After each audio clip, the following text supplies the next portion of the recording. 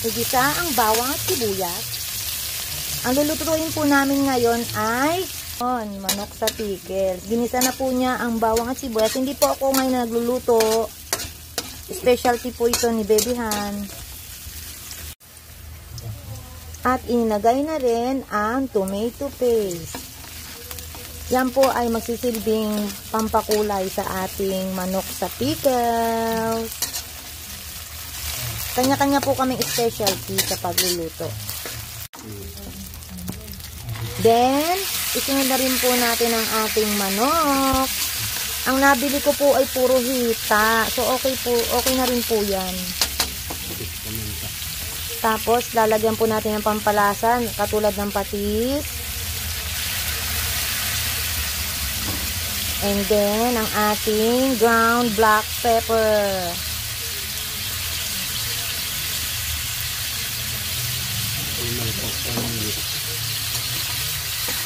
Simmer for 5 minutes daw, sabi ng ating chef.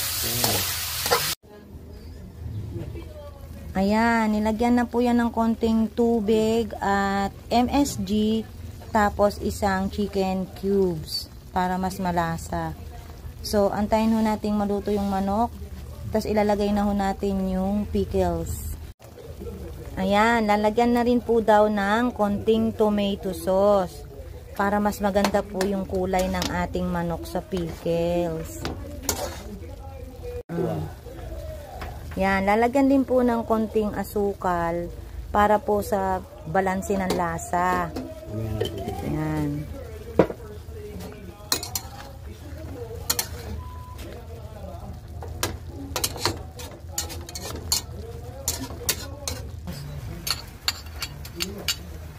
Yan, lagay na po natin yung pickles.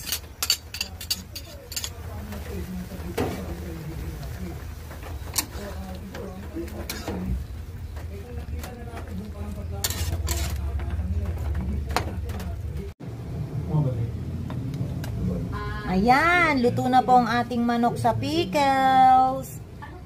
Wow, ang sarap.